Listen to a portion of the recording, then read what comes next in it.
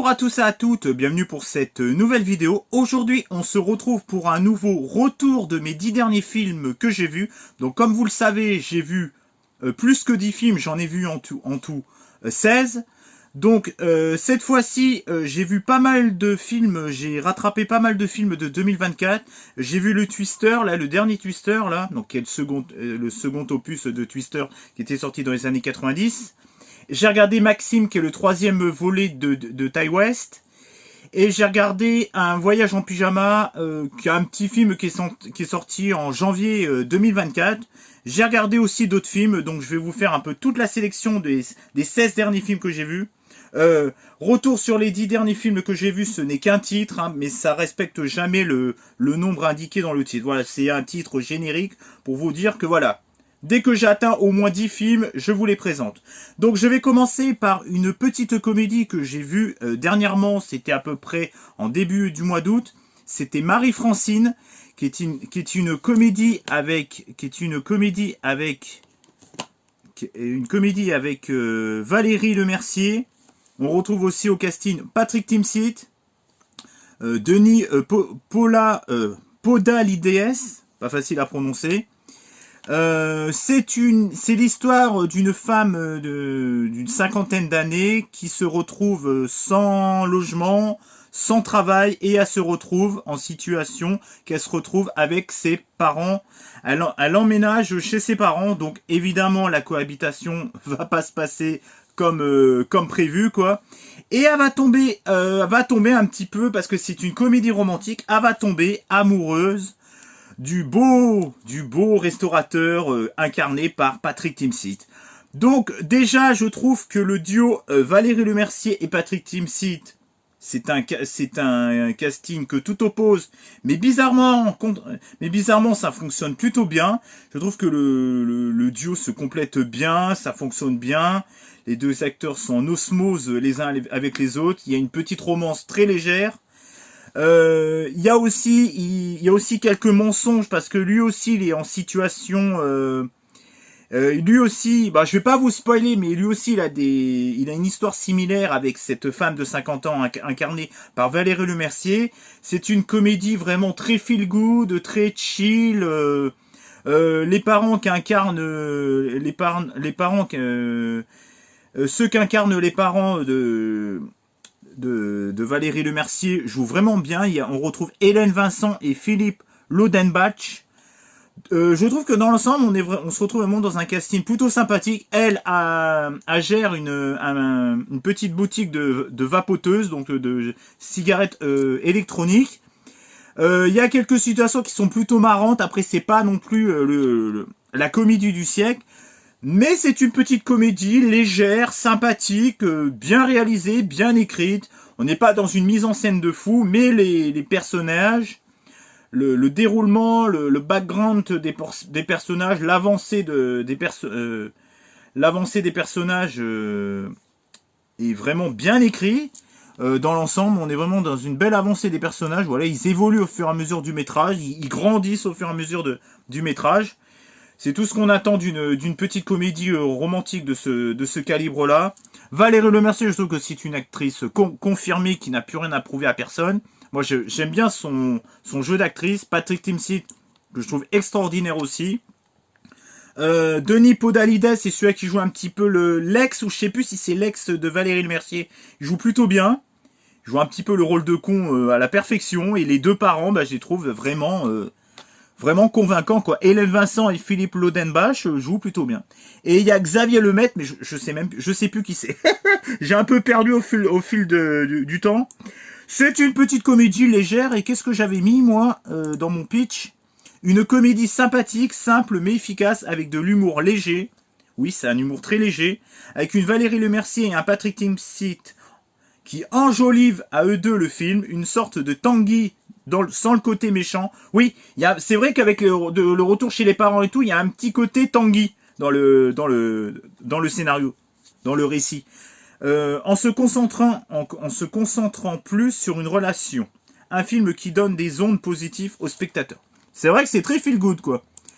Ensuite, je vais vous parler du second film. Alors là, qui est pour moi une énorme déception je vais vous parler de Maxine avec 3X.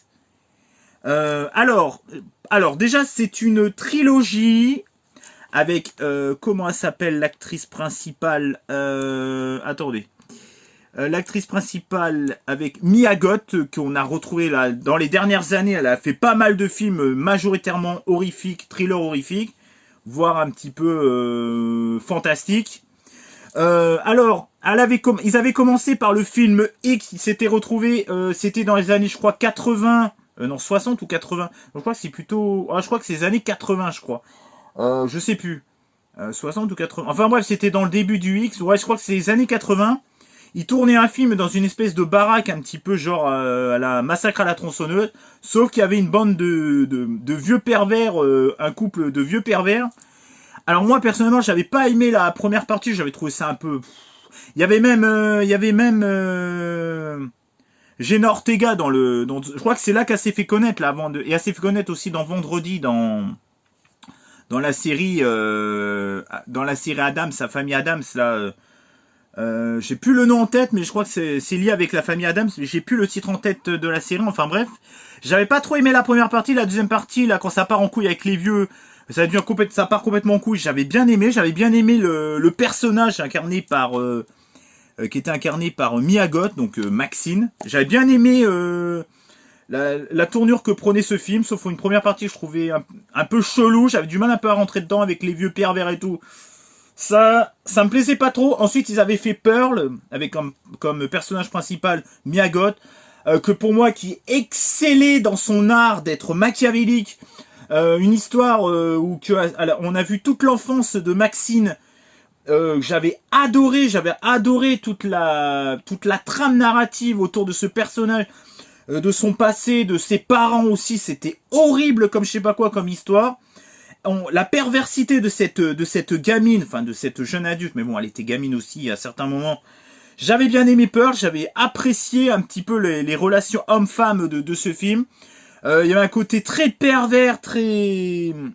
Pearl était pour moi le meilleur de la saga. Et alors là, dans Maxine, on part sur un vieux thriller tout pourrave, un vieux thriller d'un tueur en série. Je vais pas vous spoiler du tout, mais quand je vois qu'ils ont fait 3 opus pour arriver à une fin, à une conclusion aussi naze que ça, j'ai fait « Ah, ça se finit comme ça ?» Ah bah dis donc, je suis tombé des nues. Quand j'ai vu ce final, j'ai fait « Tout ça pour ça ?» Alors, il y a rien... Alors déjà, je trouve que le personnage joué par Maxine est beaucoup moins perverse, beaucoup moins... allait moins dans la folie par rapport aux 2 précédents. J'ai trouvé vraiment le personnage assez creux, l'histoire assez creuse. J'ai pas du tout apprécié. Je trouve que, bon, on voit un peu les années 80, on voit un petit peu les années 80, mais même ça, c'est pas exploité jusqu'au bout. Le côté horrifique aussi perd un peu de sa saveur. Le personnage perd de sa saveur. La trame narrative perd de sa saveur par rapport aux 2 précédents, même si je sais que... attendez, c'est lequel qui a un préquel. Il y en a un qui ne fait pas partie de la chronologie. Là, dans celui-là où le père il meurt, je crois que c'est dans Pearl. Ça ne fait pas partie de la suite de X, parce que Maxine, c'est ce qui se déroule. Attends, alors, je sais plus. C'est dans quel ordre? Je sais même plus dans quel ordre c'est ce truc. X, c'est non. Pearl, c'est ce qui se déroule avant Maxine. Voilà. Et c'est... Oh, je sais plus dans quel ordre c'est. Enfin bref, je suis un peu perdu. Je trouve que c'est une conclusion qui ne me convient pas du tout. Le film, il est beaucoup moins prenant. Je trouve qu'en plus, il a quelques longueurs. Il n'y a rien de transcendant dans cet opus.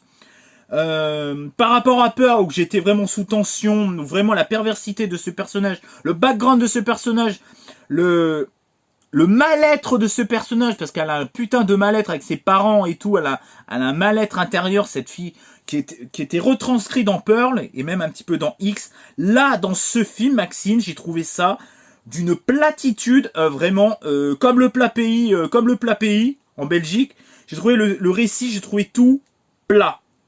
Il y a une scène quand le chien lui bouffe les couilles. Ouais, il y a une scène ou deux un peu gore, mais bon... Franchement, attendre 3 films pour voir une conclusion aussi naze que ça, putain, j'espère qu'ils vont pas en faire un quatrième. Hein. Mia Goth, bon, elle est toujours fascinante parce qu'elle est fascinante de beauté, mais son personnage, elle est plat. Pour moi, c'est... Non, j'ai vraiment pas du tout aimé. Alors oui, certes, esthétiquement, l'emballage de ce film est très beau. Esthétiquement, c'est très beau, mais c'est très creux aussi au niveau de l'histoire. Et alors le final... Oh, il y a le petit retournement de situation. Bon, on sait qui c'est. En fait, le tueur en série, tu fais... Ah ouais, d'accord.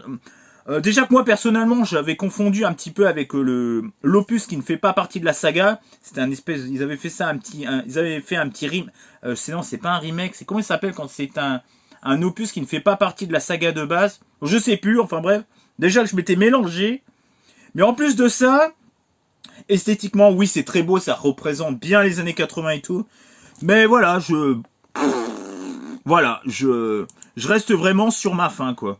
Alors, qu'est-ce que j'ai mis? Un final décevant, 3 opus pour pondre une fin aussi merdique, un film assez actuel dans son message et ses thématiques. Oui, il y a toujours la relation des agressions sexuelles des hommes et des femmes, où il y a toujours les mêmes rengaines. Bon, c'est pas ça qui fait sauver le film, hein. Et ses thématiques, perversité contre le puritanisme. Oui, il y a la perversité contre le puritanisme. Oui, il y a cette petite thématique qui est sympathique. C'est vrai que je l'ai pas abordée. Il y a la perversité. Actuellement, dans notre monde entier, on est plus en combat contre la perversité. Il y a un côté la perversité, de l'autre côté le puritanisme. On est un peu dans cette phase-là en ce moment avec l'extrême gauche, l'extrême droite. La religion est de moins en moins acceptée, mais la perversité est de plus en plus acceptée par notre société. Mais il y a des gens qui vont, comment on dit, qui sont vent debout face à la perversité de notre société. Enfin bref, on est un peu dans le même cas de figure que ce qui se passait il y a 30, 40, 50 ans. Là, on se retrouve un peu dans un cas de figure où voilà, c'est d'un extrême à un autre. Et de plus en plus, dans beaucoup de sujets de société, on se retrouve d'un extrême à l'autre. Voilà. Il y a pas de juste, on a le juste milieu, le juste milieu dans nos points de vue, dans nos comportements n'existe plus. C'est soit l'un, soit l'autre. Il y a plus, la normalité n'existe plus. C'est soit on est dans un extrême, soit on est dans l'autre. Il y a plus de, voilà, on voit que le centre ne fonctionne pas.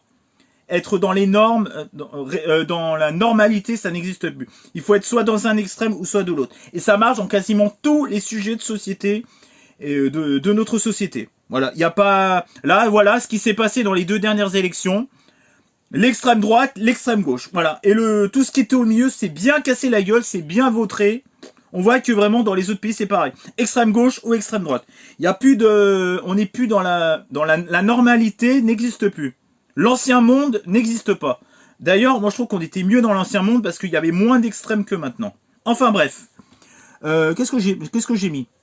Après, Mia Goth est brillante. Pas comme le récit que je trouve vraiment assez plat et assez vain. L'horreur est revue carrément à la baisse. Donc voilà pour Maxine avec 3X. Quand je vois les critiques, remarque que, attends, il y a Pixel Boy qui nous met, ouais, j'ai adoré les 3/4 du film, l'ambiance 80, était là, et Mia Goth au top. Oui, de toute façon, c'est une fille qui est brillante, elle a une prestance, ils ont pris vraiment une actrice avec une prestance. J'ai aussi bien compris l'hommage au Giallo. Moi, personnellement, je l'ai vu sans plus, quoi. Meurtre violent, tueur mystérieux aux gants de cuir et twist final. Ouais, bon, ça casse pas 3 pattes à un canard, hein, l'espèce de tueur mystérieux aux gants de cuir et twist final. Alors, le twist final, bon. Mais ce twist, c'est le bouton d'autodestruction du film, second degré ou pas. Donc ouais, lui aussi, il a trouvé ça complètement naze. Il y a Yo-Yo. Yo-Yo. Et voilà, en voilà une rafraîchissante kink, macabre et glamour trilogie sublime. Ouais, une macabre glamour trilogie, enfin, opus, ouais, bon. Il s'emballe un peu vite, le mec. Ensuite, alors là, j'ai vu un film, je ne sais pas comment l'interpréter, au niveau des messages, au niveau de la thématique, au niveau de la façon de se comporter face à ce film. C'est Candy. Alors, c'est Candy, C-A-N-D-Y. Attendez, parce que bon, Internet.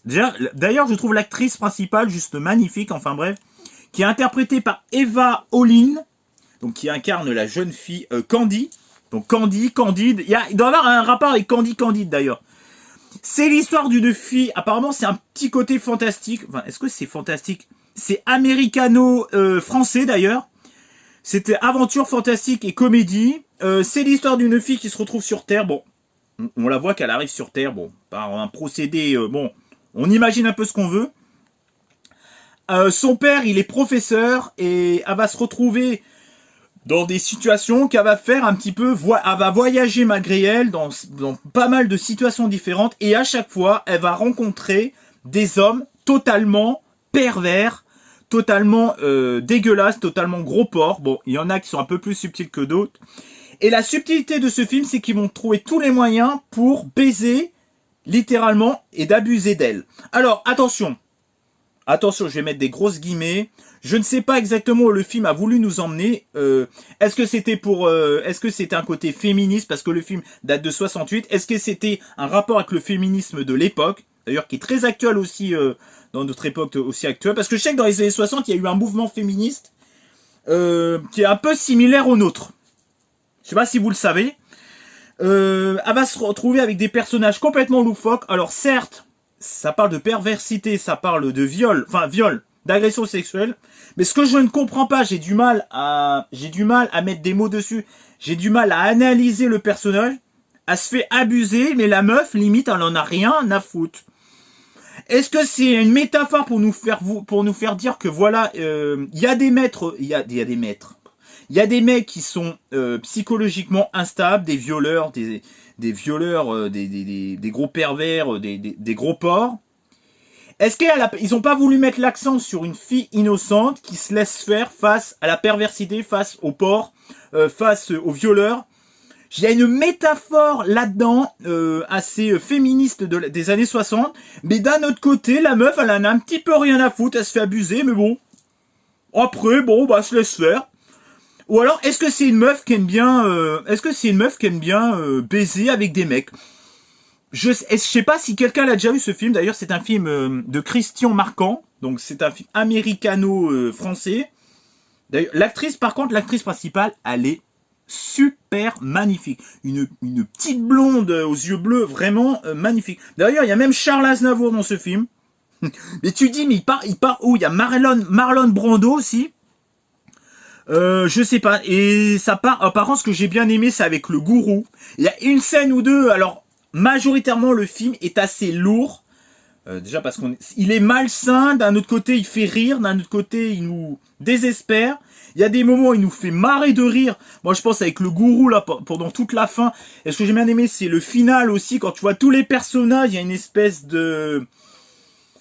avec tous les personnages, il y a une espèce de chorégraphie avec un plan séquence de tous les personnages. C'est magnifique, le final est magnifique, même si le reste du film est très lourd. C'est une œuvre aussi assez psychédélique. Alors je sais pas où est-ce qu'ils ont voulu où ils ont voulu en venir avec leur message, avec tout ça. Est-ce que c'est juste un gros délire d'un réalisateur pervers, ou est-ce que c'est je sais pas, et où il a voulu nous emmener? En tout cas, j'ai bien aimé, mais il y a des trucs, il y a des moments où je me suis littéralement fait chier, et d'autres, j'ai passé un bon moment. Il y a des moments, la meuf, elle se fait violer, la meuf, elle se fait abuser de tous les sens, et les hommes, ils essayent de trouver plein de subterfuges pour la baiser, quoi, pour la violer, littéralement. Mais d'un autre côté, la meuf, elle se laisse faire, elle en a rien à foutre. Elle est pas plus abusée que ça, elle est pas plus... Elle a pas plus peur que ça, quoi. Bon, il y a certains mots, bah, ça lui teste un petit peu le terrain, et puis après, ça y va comme une lettre à la poste. Alors moi, je vais pas prendre parti ni les uns ni pour l'autre. Je dis que ça, il faut voir, c'est une expérience cinématographique, je sais pas. Est-ce qu'il y a dites-moi si vous l'avez vu le film, comment vous avez interprété ce film, mais en tout cas, moi, j'ai bien aimé. Il y a la scène avec le gourou, là, dans la camionnette. C'est complètement loufoque. Bref, j'ai marqué que c'est une œuvre psychédélique qui pousse les artistes dans la perversité. Oui, parce que ce qui est marrant dans ce film, dans ce film aussi, c'est que ça parle que des artistes pervers. Il y a un petit Roland de ce qui se passe actuellement avec les agressions sexuelles des différentes stars. Koé, Stéphane Plaza, Luc Besson, celui-là, là, le producteur, là, Weinstein, là, je sais pas quoi, là, Albert Weinstein, non, c'est pas Weinstein, oh, je sais plus comment il s'appelle, ce connard. Enfin bref, il y a un petit Roland de ce qui se passe actuellement avec avec In the Panda, enfin voilà, et Norman. Il y a beaucoup il y a un Roland bizarrement, ils étaient à la page déjà à l'époque quoi, avec perversité en le montrant avec beaucoup de malice, sans jamais tomber dans la facilité du féminisme. Ouais, il y a tout un cheminement entre le féminisme, le patriarcat, les artistes porcs qui sont complètement c'est des gros violeurs en puissance et tout.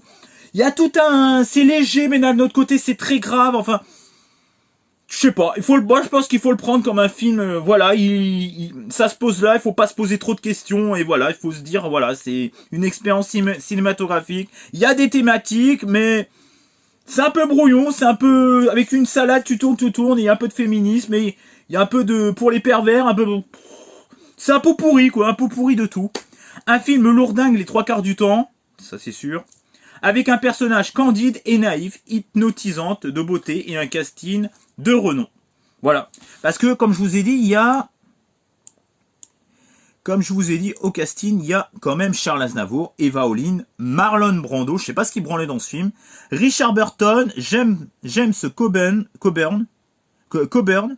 John Huston, oh non, il y a un casting vraiment, Walter Matthau, Ringo Starr, Elsa Martinelli, Florinda Bolkan, Lea Padovani.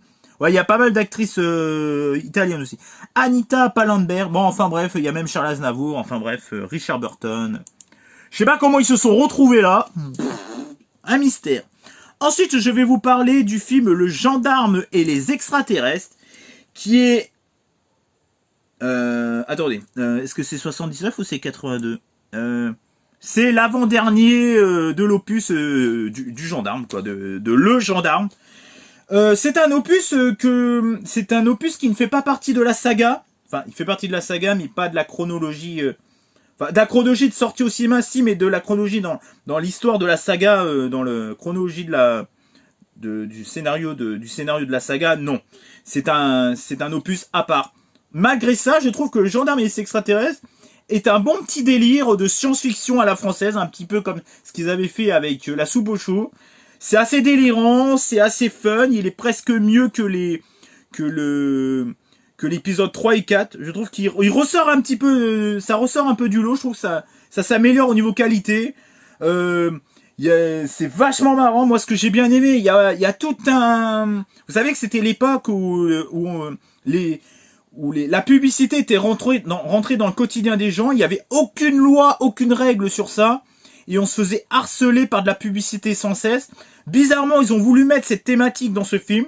On voit un peu, vous savez, les placements de produits et tout, un petit peu comme les placements de produits avec les youtubeurs, sauf que là, c'était dans les années fin 70, et c'était vraiment l'époque où vraiment on était bassiné par les pubs, limite de l'harcèlement, sauf qu'il n'y avait aucun règlement sur ça. Enfin, c'est ce que j'ai compris dans le film. Et en tout cas, je trouve que Les Gendarmes et les extraterrestres, c'est un bon petit délire. Toujours un lui de finesse remarquable. Il y a Galabru qui excelle dans ce film. Voilà, toujours la même rengaine, quoi. Voilà, les mêmes... c'est toujours les mêmes mécaniques, mais ça fonctionne toujours aussi bien. J'ai marqué « Allez faire pipi !» Ça, c'est une réplique culte de Galabru qui dit ça à Cruchot, interprété par Louis de Funès. Génial cet opus hors série, de bonnes répliques avec des effets spéciaux nanardesques. Le film dénonce la pub excessive, un fléau à l'époque de la sortie du film. Voilà, enfin à l'époque du film, je pense que ça s'est fait sur plusieurs mois. Voilà, il y a Slee Anis par exemple qui a marqué sur Captain Watch, les faiblesses d'écriture ne se font même plus ressentir, elles sont assumées. Ouais, en même temps, c'est des extraterrestres qui envahissent. D'ailleurs, je trouve qu'il y a un petit scénario qui est plutôt sympathique. Bon, en même temps, qu'est-ce que tu veux faire comme histoire face à ça, quoi? Qu'est-ce que tu veux améliorer au niveau du scénario, quoi? Franchement, honnêtement. Dites-moi, franchement, est-ce qu'il y a des scénaristes, est-ce qu'il y a des réalisateurs, qu'est-ce que vous voulez ajouter à cette histoire? Sérieux, il y a rien à rajouter.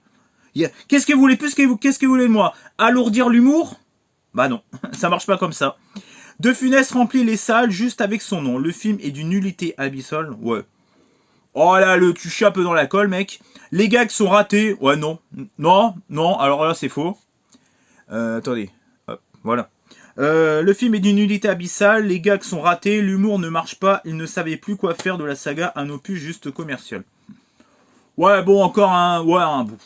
Bon, bah, c'est son avis, hein. Bon, Slayani, si tu vois ma vidéo, hein. Voilà, hein. Ah, moi, je balance les critiques sur Captain Watch, hein. D'ailleurs, allez sur ce site Captain Watch, hein, si vous voulez faire vos critiques et tout. Ouais, moi, je balance, hein, c'est un site public, j'ai le droit de critiquer ceux qui critiquent, hein. Ça fait partie des règles du jeu. Ensuite, j'ai vu Maya l'abeille 2.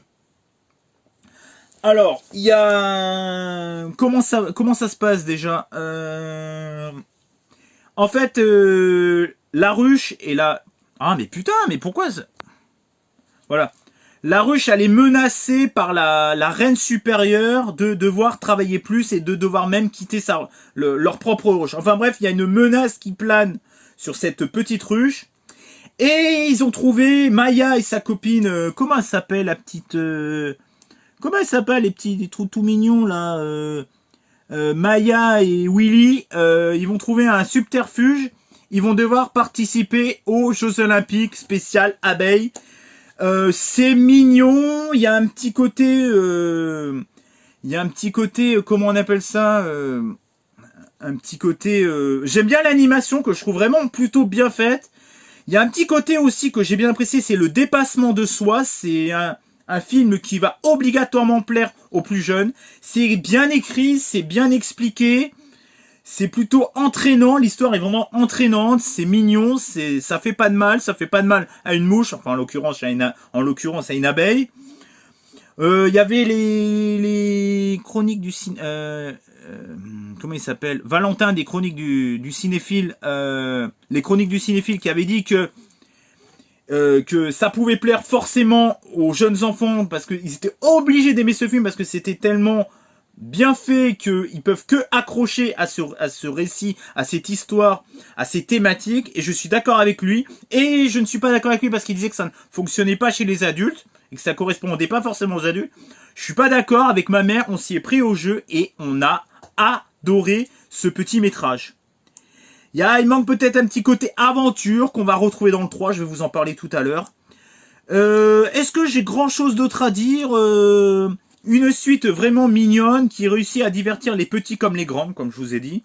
Sans grande difficulté, les protagonistes évoluent au fil du métrage et du récit. Oui, il y a une évolution des personnages, parce qu'il y en a qui sont timides, et voilà, après il y a le dépassement de soi, il y a la timidité, il y a les phobies, il y a les gens qui... Il y a aussi ceux qui ont peur du regard des autres. Bref, il y a toutes ces petites thématiques-là qui sont légères, qui sont enfantines, mais qui fonctionnent plutôt bien. Les protagonistes évoluent au fil du métrage et du récit, avec un bon rythme et une bonne petite histoire qui tient en haleine le spectateur, et l'animation est plus que correcte. Voilà, j'adore l'animation, je la trouve fluide, je la trouve bien faite. Ensuite, je vais vous parler d'une comédie. Une comédie, un chef-d'œuvre de comédie française des années 1090, donc 1994. Je parle bien évidemment du film Un Indien dans la ville, qui est pour moi un chef-d'œuvre cinématographique de la comédie française, au même titre que La Cité de la Peur, au même titre que Les Visiteurs, au même titre que j'ai plus de comédie française des années 90, mais bon, ça va me revenir. Comme The Mask, comme Rasta Rocket, mais bon, là c'est, je parle de version comédie française. Hein. The Mask et tout, et Rasta Rocket, c'est américain. Pour moi, Un Indien dans la ville, c'est tout ce qu'il faut mettre dans un film comédie, dans une comédie. À l'époque, il y avait encore des vrais dialoguistes. Il y avait des vrais dialogues. Il y avait un vrai scénario, simple, mais d'une efficacité hors norme. Des personnages attachants. Des thématiques légère mais sympathique. Un humour qui fait mouche à chaque et qu'on se rappelle des années plus tard. Et dans Mimicicu. Oui, parce qu'il y a Mimicicu. Rien que ça, déjà. Mimicicu, déjà, pour moi, avec le film, c'est un chef-d'œuvre. Pour moi, c'est tout ce qu'il doit avoir dans ce genre de comédie. Pour moi, c'est pas une leçon de cinéma, faut peut-être pas déconner, mais c'est une vraie leçon de comédie, de comment devrait être la comédie en 2024. Tout Tout est là, il faut prendre en exemple ce film et faire autre chose, d'autres récits et tout. Enfin, pas forcément les mêmes thématiques et tout. Il faut retrouver cet esprit-là dans les comédies françaises actuelles. Et j'ai vu dernièrement un petit truc en plus. Je crois que j'ai bien aimé le film, mais on est très loin du compte d'un Indien dans la ville. On est très loin d'un Indien dans la ville, et c'est dommage de ne plus retrouver des vrais dialogues, des vrais dialoguistes, des vrais acteurs charismatiques, avec des relations touchantes, avec une vraie bande originale, des répliques qui sont marquantes encore 2004, 2014, 2024, encore 30 ans après. Ouais, parce que ça a fêté les 30... Ah bah ça fêtera les 30 ans... Le 14 décembre, ça fêtera les 30 ans d'un Indien dans la ville. Avec un casting mémorable pour moi. Et ce que j'aime bien aussi, c'est le scénario. Tout le scénario autour de ces personnages familial, le côté familial et tout. Mais ça fonctionne de feu de Dieu. Ça fonctionne, mais vraiment de malade. En plus, il y a des jolis paysages quand ils se retrouvent je crois que c'est en Amazonie, si je dis pas de conneries. Non, c'est pas vraiment Amazonie. Oh, je sais plus.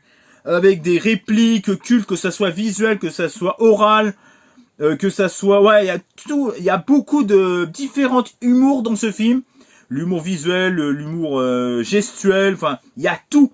Il y a tout pour faire un film génial, quoi. Vraiment, il n'y a aucune fausse note. Quand je vois que les notes, c'est 4,7 sur 10, c'est que, à mon avis, je pense que vous ne savez pas ce que c'est qu'une bonne comédie. Là, j'ai envie de vous le foutre en pleine gueule. Pour une fois, j'en ai rien à foutre, je vais faire mon élitiste à 2 balles. Bon, je suis pas Reggie Gorilla, hein. Je suis pas à ce niveau-là. Mais j'ai envie de vous dire que si vous mettez 0 à ce film, c'est que vous avez rien compris à ce que devait être une bonne comédie de ce genre.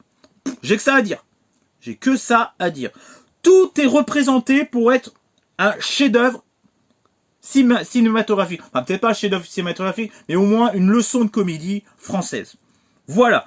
On devrait prendre exemple sur ce film. Au lieu de nous pondre des comédies là qui font 70 000 vues, que tout le monde en a rien à foutre, 70 000 spectateurs, là au moins, avec ça, vous pouvez plaire à un large public. D'ailleurs, je pense que les gens sont aigris parce que à l'époque, le film il avait cartonné, il avait bien marché. Maintenant, les gens deviennent aigris avec ce film. Pourquoi? Parce que les gens sont devenus cons. Voilà, j'ai que ça à dire. Je vais passer à autre chose, sinon je vais m'énerver. D'ailleurs, c'est un film réalisé par Hervé Palu. Et que dire du casting? Patrick Timsit, mais il est gigantesque dans ce film. Patrick Timsit, même le gamin qui joue le Ludwig de Briand, là. D'ailleurs, qui a fini mal, d'ailleurs. Il y a Miu Miu, il y a Ariel Dombal avec ses chakras, qui est génial. Tous les personnages sont bien, vraiment. Alors, il y a un petit bémol. Ah, il y a le petit bémol, il y a le petit chapeau sur le... je sais plus l'expression. Le côté, le jargon de la bourse, on peut perdre un petit peu le fil. Voilà. Moi, j'y connais rien à la bourse. On peut s'y perdre de ce point de vue-là. Mais hormis ça, c'est une vraie leçon de comédie. Peut-être un peu complexe au niveau de la bourse. Je t'avouerai que j'ai mis longtemps à comprendre sur ce point-là. Mais dans l'ensemble, c'est vraiment... Et puis la bande originale, mon gars, Putain, je sais même plus. Ah si, attends, c'est marqué là. De Tonton David, Manu Katché, Geoffrey Auriemma. Ça porte un nom, mais je sais plus comment ça s'appelle. Enfin bref. Et une relation père-fils. Oh, mais en plus, c'est touchant. C'est larmoyant parce que des fois, c'est touchant, mais c'est aussi très rigolo. Comme ça peut être très touchant. C'est le mélange entre le rire et le fait que ça soit triste, c'est maîtrisé à la perfection. C'est pas trop larmoyant, mais ça te fait pleurer quand ça doit te faire pleurer. Ça doit te faire rire quand ça doit te faire rire. C'est une vraie leçon de cinéma. Et si vous dites le contraire, j'ai raison et vous avez tort. Comme dirait Durandal. Il me fait des bails chelous au niveau de la luminosité, lui. Enfin bref, je vais vous parler d'un film suivant. Ducobu Président. Alors, que dire de Ducobu Président? Bah, c'est un petit opus que je trouve... Mais... Attendez, c'est quoi? C'est le 4? Attendez, parce que je suis un peu perdu, moi. Ouais, c'est le 4.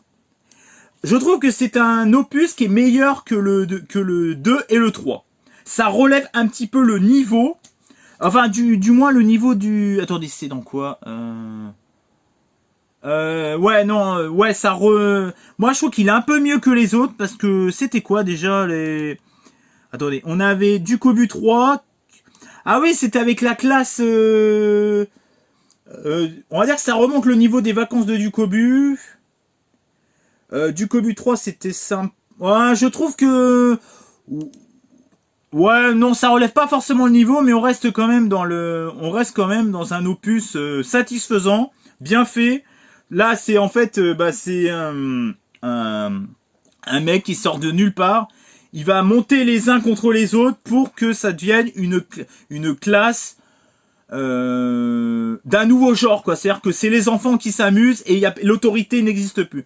C'est un mec un petit peu machiavélique qui va essayer de mettre en place ce stratagème. Et pourquoi il fait ça?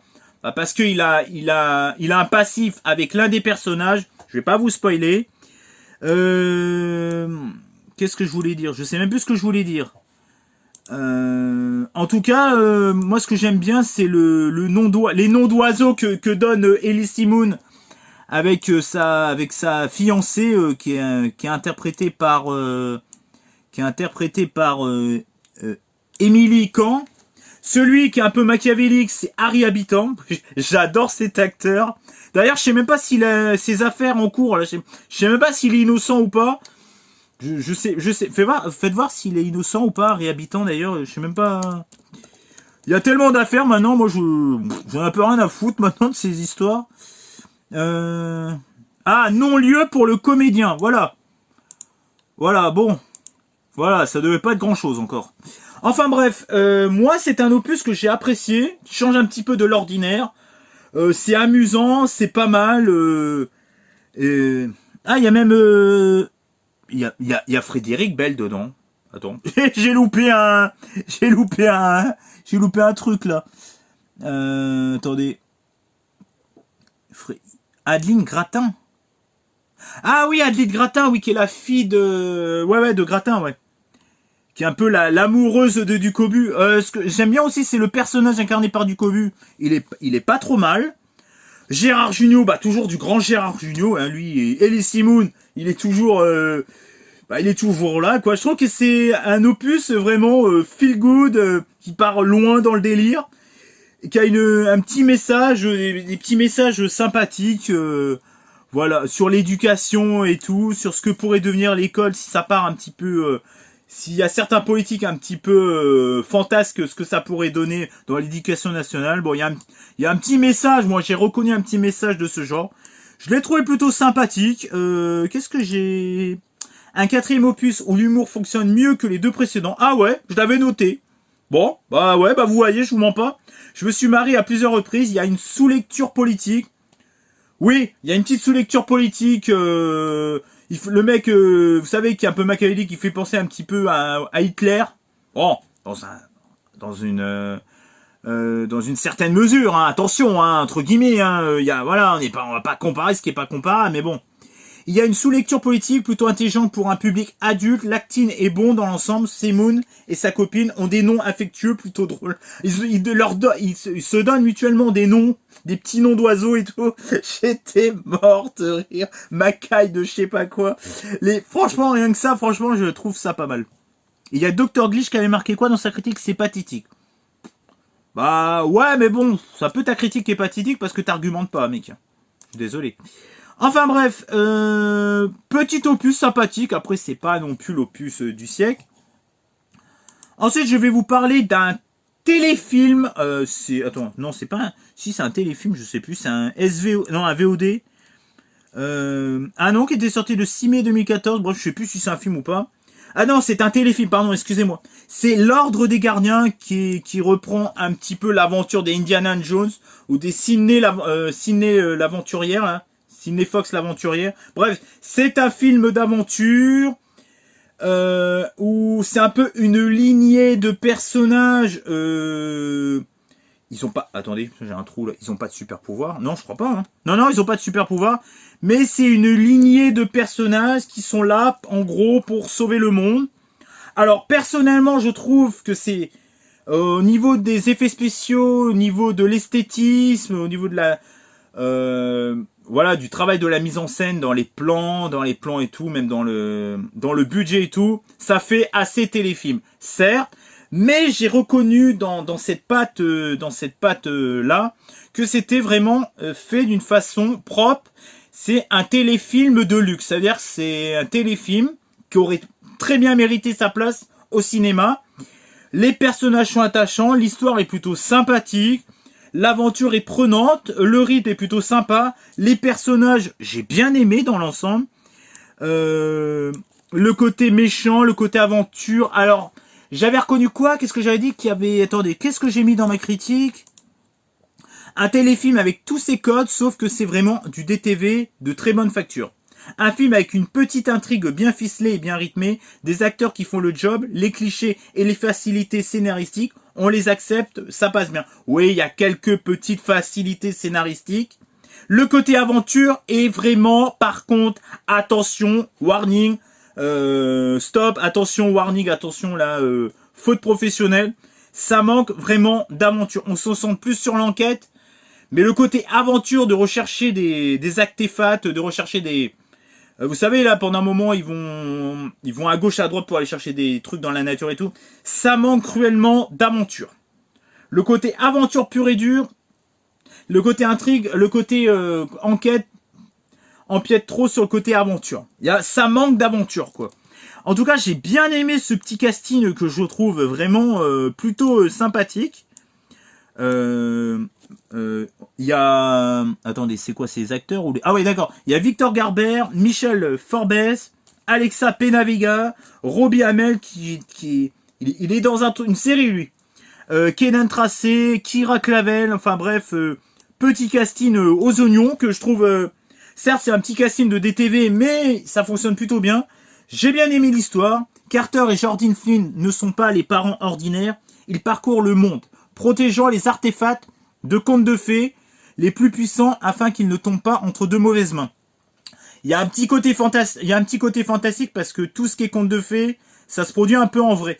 Ça me fait penser un peu, tout ce qui est contes de fées, ça me fait penser entre Once Upon a Time, ouais, vous savez, la série là avec les sorcières et tout le bordel, et un petit peu Doctor Who. Il y a un petit côté que Doctor Who, vous savez que c'est un petit peu les contes de fées aussi, à certains moments. Ça reprend un petit peu ça reprend un peu tout ce qui est contes de fées aussi dans Doctor Who. Et un mélange de Doctor Who avec un mélange de Sidney Fox l'aventurière, d'Indiana Jones, enfin bref, un melting pot de tout ça.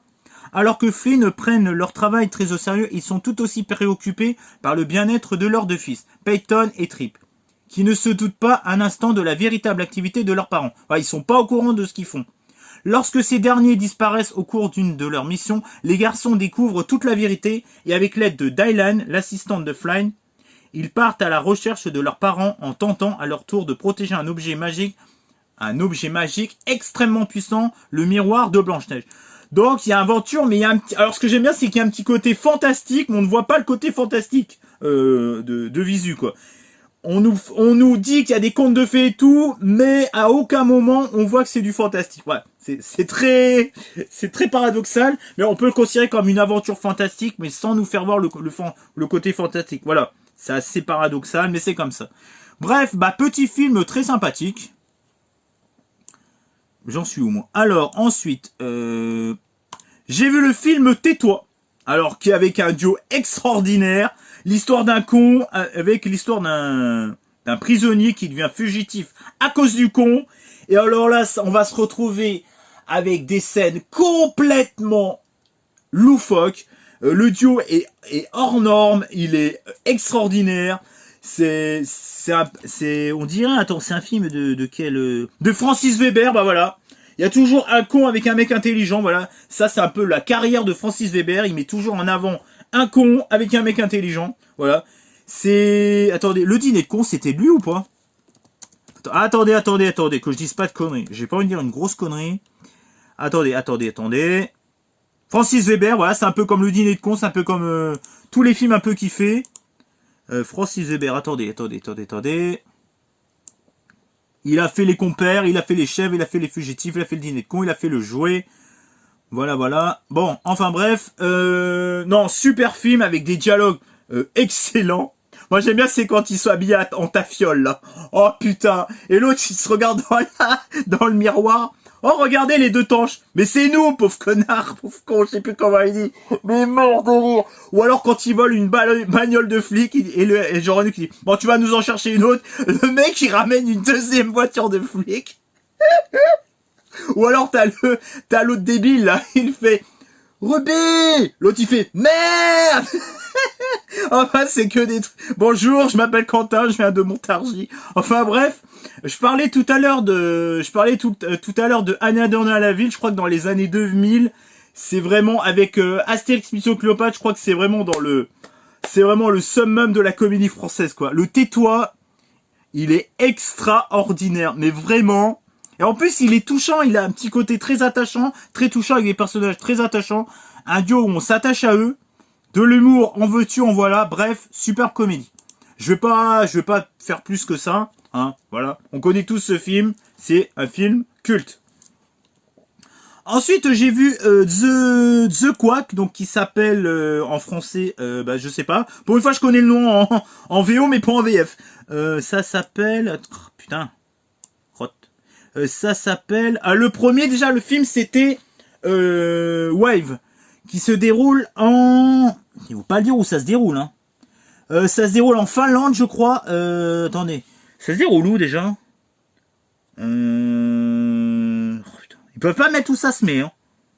Attendez, c'est... Norvège, ouais, pardon, excusez-moi. C'est un film norvégien, j'ai confondu avec la Finlande. Et le premier volet, c'était Wave. W-A-V-E. Alors moi, comme un con, j'ai pas vu le premier, mais j'ai vu le deuxième. Au début, je savais pas que c'était la suite de Wave. Je me suis fait avoir une fois que j'ai fini le film. Je suis allé sur Captain Watch, je fais... Ah bon, c'est la suite? Ah bon. Alors, ce que j'ai bien aimé, c'est déjà... C'est l'histoire en elle-même. C'est-à-dire, c'est toute la préparation de cette catastrophe. Il y a des signes avant-couvert de tout ce qui va se dérouler au niveau de la grosse catastrophe finale. J'aime bien parce qu'il y a toute une trame avec un père, avec son fils, avec sa femme, enfin bref, et même avec une collaboratrice qui retrouve... parce que son ami est mort. Enfin bref, j'aime bien le casting, j'aime bien le background du personnage. Ce que j'ai bien aimé aussi au niveau du personnage, c'était les blessures du personnage, vraiment qui était le traumatisme du personnage qu'il avait subi dans le premier film. Oui, c'est parce que c'est la suite du premier. Ce qu'il avait subi dans le premier film, ça l'a complètement détruit, ça l'a complètement mis hors de lui. Il est en dépression. Enfin bref, il prend des médocs et tout. Il a vraiment, c'est un personnage tortueux, oui tortueux, pas tortue, hein, tortueux, qui est vachement intéressant. Sa gamine est très très touchante. Bref, il y a un petit casting norvégien qui paye pas de mine. Ce que j'ai bien aimé aussi, c'est que les effets spéciaux sont vraiment très bien faits. Ce que j'aime bien aussi, c'est qu'on nous met en avant un petit peu les signes avant-couvert au niveau de l'auditive et au niveau du bruit. On met vraiment l'accent sur le bruit des événements catastrophiques et au niveau du visuel. On nous fait voir vraiment... la peur, il va crescendo parce qu'on nous fait voir tout ce qui se passe en détail. Enfin, c'est pas évident à expliquer, mais il y a tout ce détail. Ça, je l'ai remarqué lors d'une critique. J'ai lu une critique, j'ai fait « Ah, je suis d'accord avec lui qu'ils mettent vraiment l'accent sur le bruit et sur le visu. » Par rapport quand il y a la catastrophe. C'est assez bizarre à expliquer, mais je suis plutôt d'accord avec lui. Et c'est, enfin, avec le mec qui a fait ses critiques. Et on rentre vraiment dans cette histoire, dans cette catastrophe, avec des signes vraiment à Vancouver. C'est-à-dire, au début, ça se passe dans un tunnel. Il y a aussi un côté déni climatique aussi. Bon, il y a toujours ce côté déni climatique. Bon, c'est un peu la mode, un petit peu en ce moment, de se foutre de la gueule des climato-sceptiques. Moi, personnellement, je respecte les climato-sceptiques parce que je le suis moi aussi un petit peu. Mais bref. Il y a quand même un déni climatique aussi dans ce film. Je suis plutôt climato-sceptique, mais je suis ouvert à la discussion comme quoi il y a un réchauffement climatique. Certes, c'est une évidence, mais je serais pas aussi pessimiste que certains scientifiques. Voilà, je suis climato-sceptique, mais je suis ouvert à la discussion. Voilà. Ce que j'aime bien, alors là, c'est tout ce qui se déroule après dans la tour. Alors là, la tension, elle y va crescendo parce que les parents, ils se retrouvent dans l'ascenseur. Y a qui y a le... Alors, je sais plus quel personnage se retrouve dans le... Comment ça s'appelle? Dans la réception, parce qu'il y a une fête avec une réception à l'étage. Ils vont se retrouver tous ensemble pendant un moment. Ils sont entre la vie et la mort. À chaque fois, il leur arrive des catastrophes. Ça s'enchaîne, la tour. Un coup a fait ci, un coup a fait ça. Enfin, a fait des va-et-vient comme ça. Dans l'ascenseur, c'est vraiment un carnage. Il se passe le final de ce film est juste dingue. Toute la partie, quand ils sont dans la tour, on est sous tension permanente. En plus, on voit bien la catastrophe. Putain. On voit bien la catastrophe, tout ce qui se déroule au loin. On voit que tout ce qui se trame, ça arrive vers eux. C'est ouais, parce qu'il y a des répliques et tout, de répliques non, c'est pas un tsunami, c'est comment ça s'appelle, un tremblement de terre. Voilà, parce que je crois que The Quake, ça veut dire tremblement de terre. Séisme, voilà, séisme, tremblement de terre, séisme, c'est pareil. On voit tout ce qui se déroule et j'ai bien aimé, franchement, c'est la tension devient de plus en plus palpable, on a peur pour eux, il leur arrive toujours des trucs, quand c'est à peine fini, ça reprend aussitôt. On est vraiment bouche bée, vraiment on est oppressé de ce qui se passe tellement il y a des événements qui s'enchaînent et tout. Par contre, gros bémol, et là vraiment gros bémol, c'est pour ça que j'ai pas mis j'adore, j'ai juste mis j'aime beaucoup. Il se retrouve en difficulté entre la vie et la mort. C'est limite la vie et la mort, hein, vu ce qui leur arrive dans la tour. Et 3 secondes après, ils se retrouvent chez eux tranquillement. Le secours, comment ils sont arrivés, comment ils ont descendu. Alors là, ils passent d'un extrême à l'autre en 3 secondes pour finir le film. Fin bâclé. Alors là, j'ai dit, ah ouais, putain, ils nous pondent tout ça pour nous faire une fin complètement bâclée. Ils nous fait voir tout ce qui se passe dans la tour et après, une fois que c'est fini, bon, bah voilà. La tour, elle peut faire 10 fois comme ça. Ils en ont rien à foutre. Bon, alors là, ils ont complètement bâclé le final. Ils auraient pu aller vraiment beaucoup plus loin dans le délire. Ils auraient pu faire un petit quart d'heure supplémentaire. En plus, il dure qu'1h46. Là, pour le coup, il aurait mérité 2 heures. Au moins pour voir, pour nous mettre un peu dans le contexte et tout. Pour voir, voilà, relâcher un peu la pression. Là, voilà, bon. Ils auraient pu mettre une difficulté ou deux le temps qu'ils descendent et tout. Là, ils nous mettent d'un point A à un point B. En l'espace de 5 secondes, tu fais. C'est un peu comme si, je sais pas, moi, j'en sais rien, moi. Il y a mon grand-père qui était en train de mourir. Enfin, j'étais à l'enterrement de mon grand-père, je chiale comme tout, et puis le lendemain, je fais la fête. 2 secondes après, je fais la fête. Ouais, ça n'a pas de sens, ça a pas de sens. Hormis ça, je trouve que cette suite au premier que je n'ai pas vu, et que j'ai vraiment envie de voir, ça m'a donné envie de voir. Bon, ça m'a un peu spoilé, mais bon. Ça va, c'est une catastrophe, hein, non plus, on va pas non plus chipoter, hein. On sait très bien comment ça s'unit, quoi. Bon, c'est un spoil qui est pas très grave, quoi. Dans le premier, il va y avoir toute la catastrophe du fjord et tout. Là, c'est un tsunami, alors que là, c'est un tremblement de terre dans le 2. Enfin, bref. Super film. Qu'est-ce que j'ai marqué en pitch? Un second opus qui fait honneur au genre de la catastrophe. La tension est crescendo.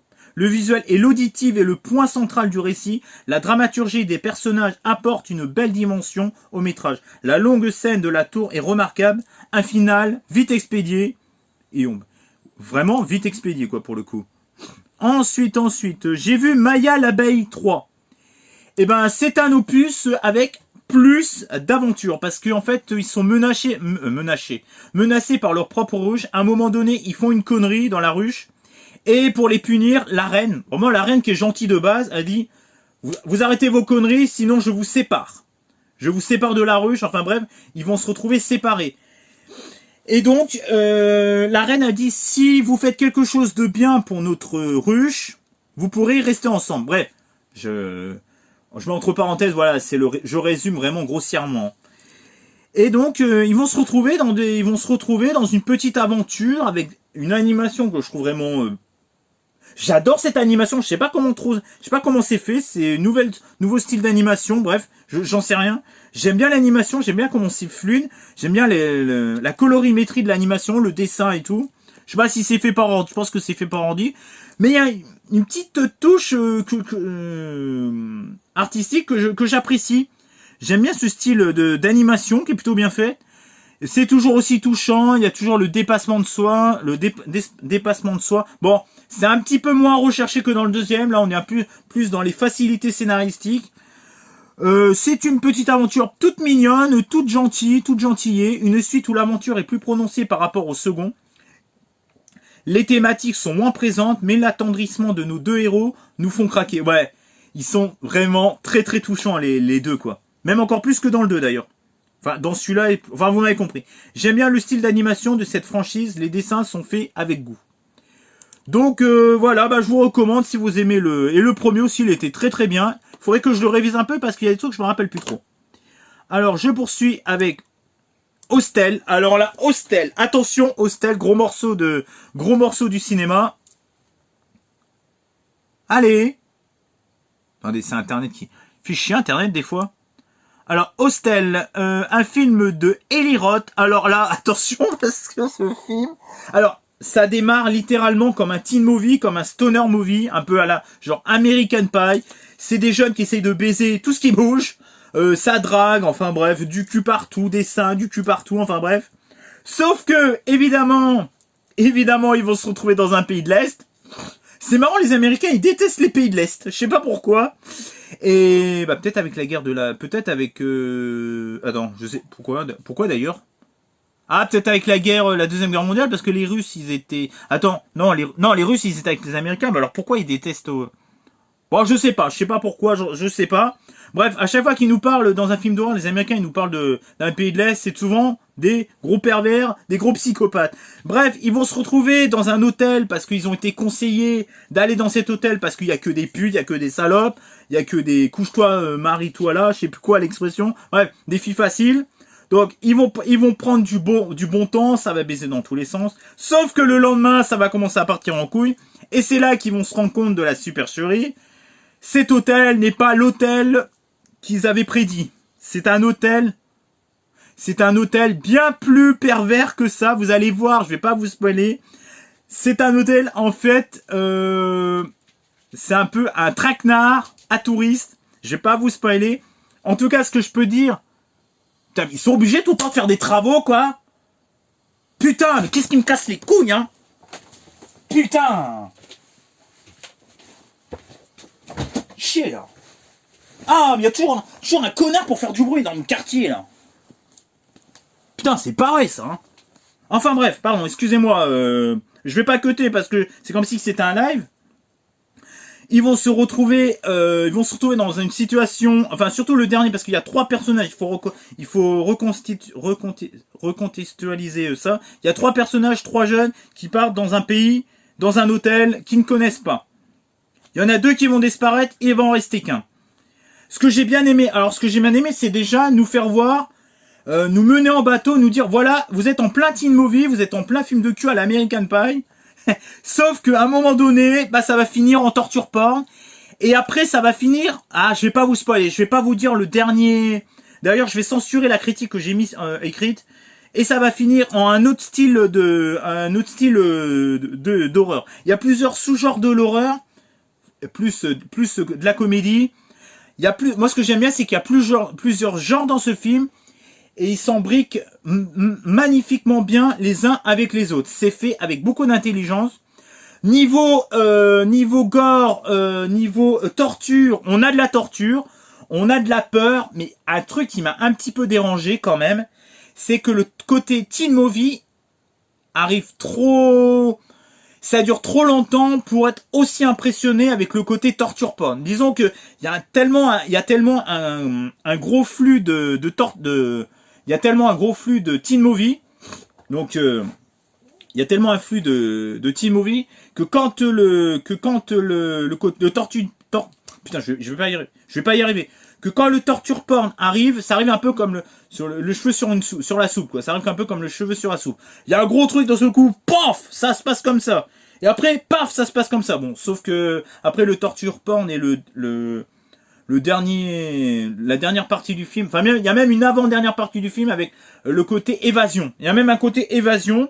Et le dernier, je vais pas vous spoiler, mais il y a trop un gros truc, ça arrive vraiment au bout de 3/4 d'heure. Là, tu te dis, oh, bah en fait, je suis en train de regarder un American Pie. Bah pas du tout, parce que ce que j'aime bien aussi dans la trame, c'est le cheminement pour arriver jusqu'au torture porn, pour arriver jusqu'à qu'est-ce qui se passe dans ce putain d'hôtel. C'est très intelligemment écrit. Il y a le côté teen movie qui est un peu trop centré dans le récit global. Donc, on s'y perd un petit peu. Enfin, c'est pas qu'on s'y perd, mais c'est qu'on est tellement attaché au teen movie que on se dit putain, ah mais c'est vrai qu'on a du torture porn maintenant, ça casse un petit peu le sérieux du film. Voilà, ils auraient dû peut-être faire le côté, c'était peut-être aussi pour nous perdre qu'ils ont fait ça. C'était peut-être aussi pour nous mener un petit peu en bateau, pour voilà, pour il a voulu un petit peu jouer avec notre imaginaire, avec notre cerveau peut-être. Il a voulu peut-être nous embrouiller. J'aime bien aussi, c'est le casting que je trouve plutôt bien. Bon, il y a un peu de cul, un peu de meuf, un peu de sein. Bon, ça fait toujours plaisir. Il y a un petit côté aussi très malsain aussi quand ils sont dans cette espèce de pièce où il se passe toutes ces atrocités. Bref, je vais pas vous spoiler. J'ai adoré aussi tout le côté évasion et l'évasion pour arriver au dernier. Pour arriver au dernier,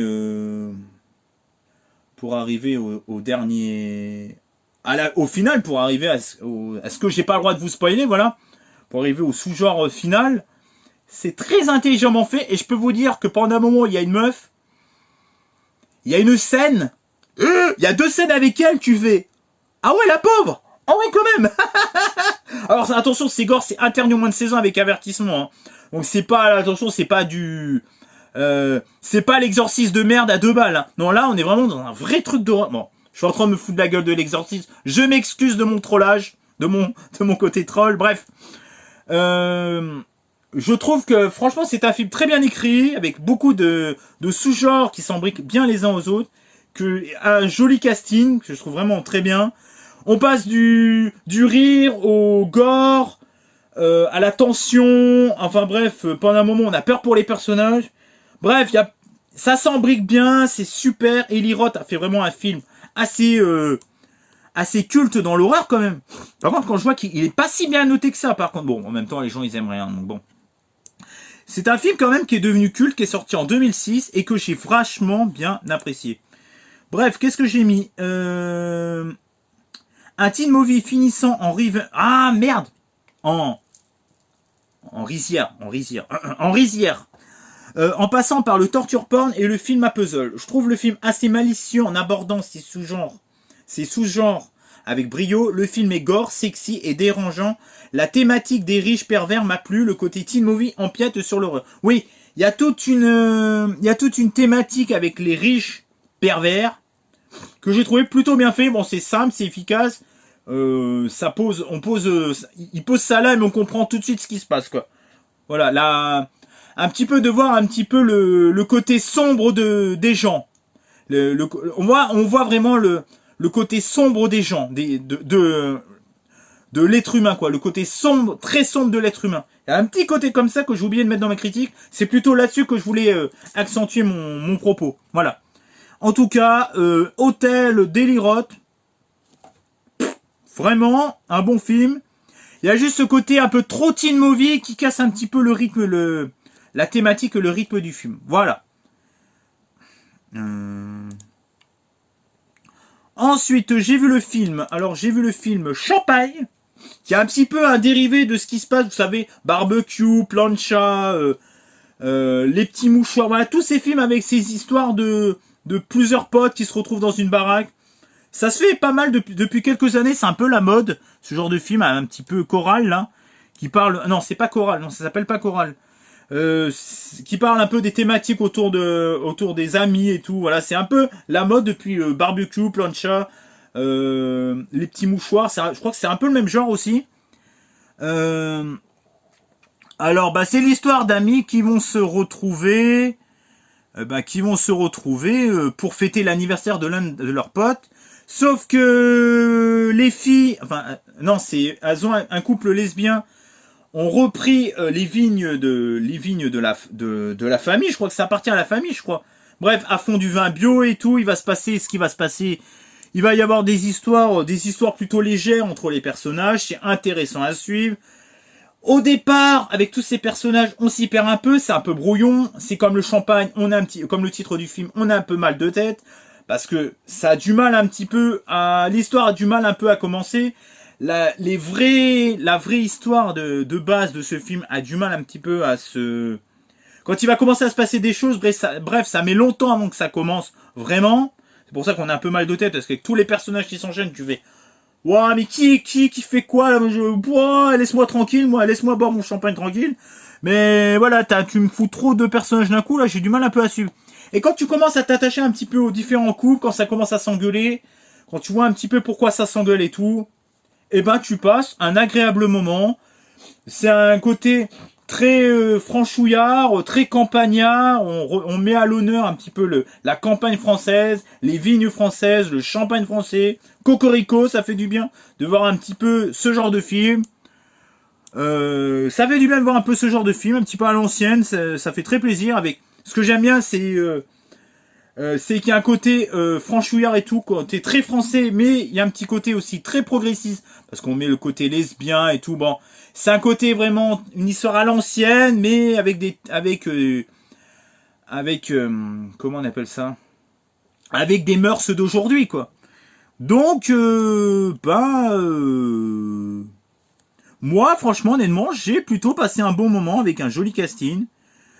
Elsa Zilberstein, j'ai toujours eu un crush pour elle. Cette femme est magnifique. Allez, cette actrice, plus je la vois, plus je l'aime.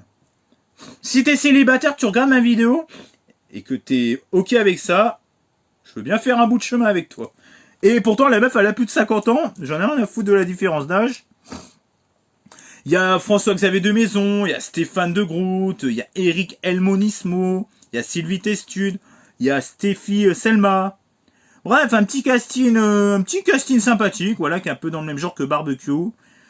Voilà, moi j'aime bien ce genre de film. Alors qu'est-ce que j'ai marqué?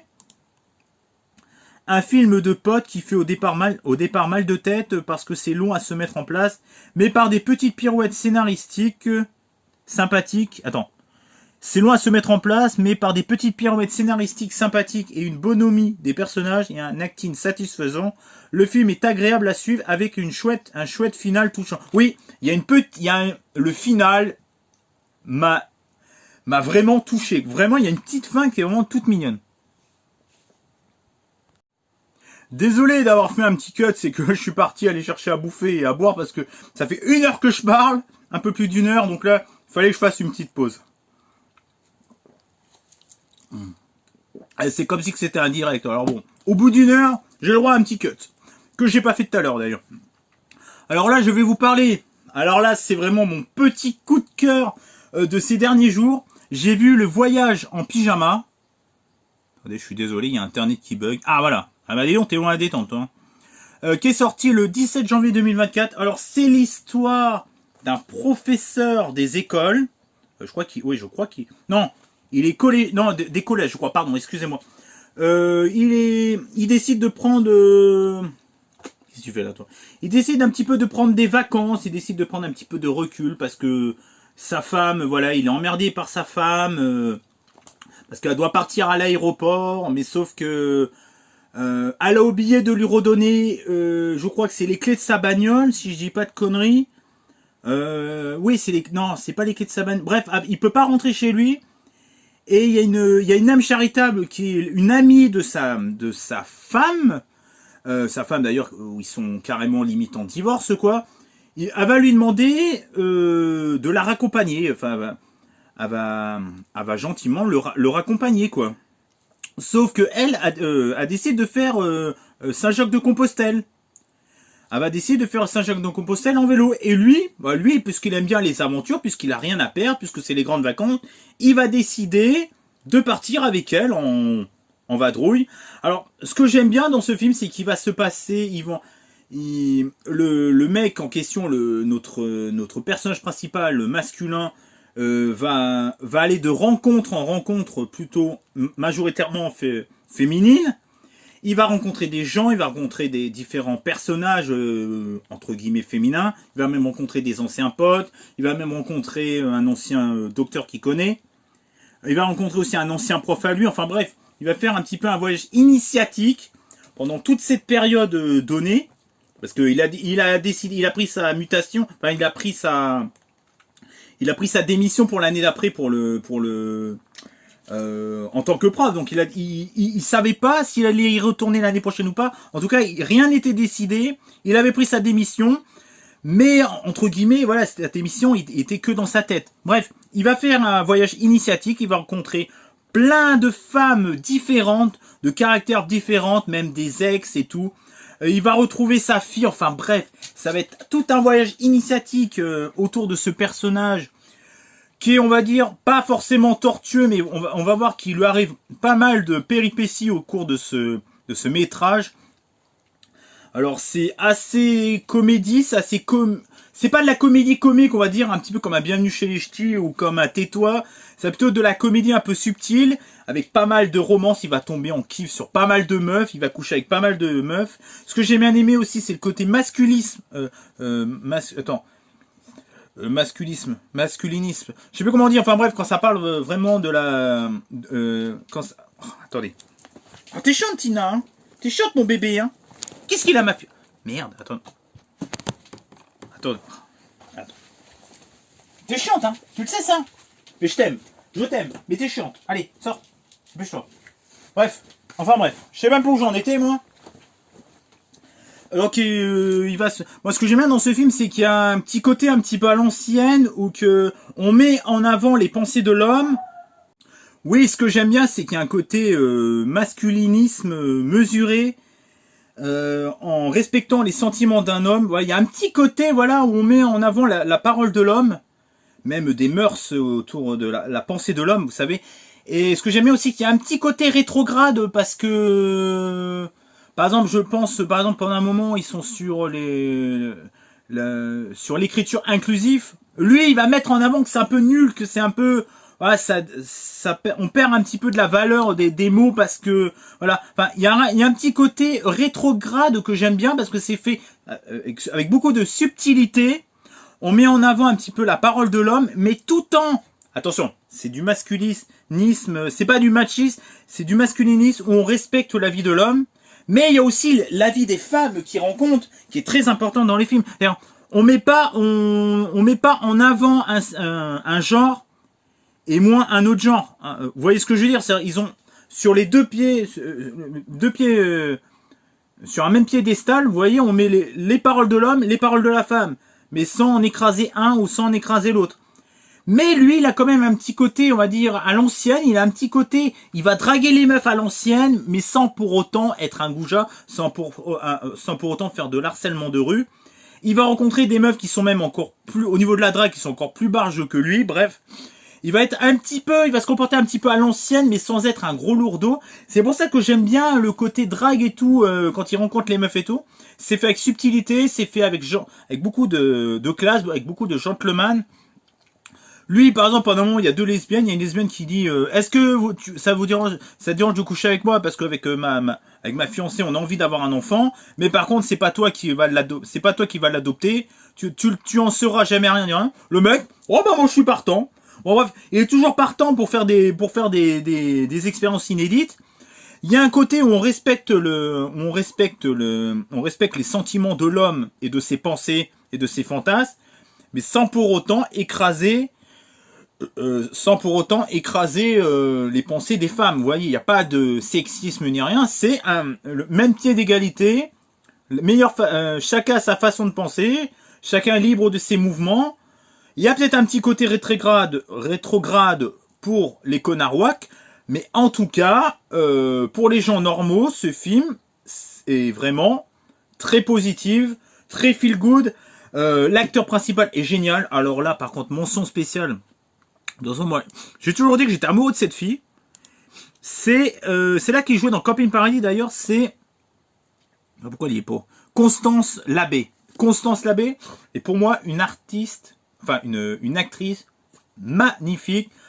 Au niveau de son jeu d'actrice, au niveau de son physique, au niveau de sa prestance, elle a un jeu d'actrice extraordinaire. Il y avait Anouchka Delon. Anouchka Delon, d'ailleurs, c'est la fille à Delon. Je dis pas de conneries. Attendez, je viens juste de capter un truc là. Anouchka Delon. Attendez. D'ailleurs, une petite pensée pour Alain Delon qui nous a quittés il y a pas longtemps. Ouais, c'est la fille de Alain Delon. D'ailleurs, elle a que 33 ans, elle. J'ai bien aimé aussi, c'est l'acteur principal, comment il s'appelle d'ailleurs l'acteur principal? Victor.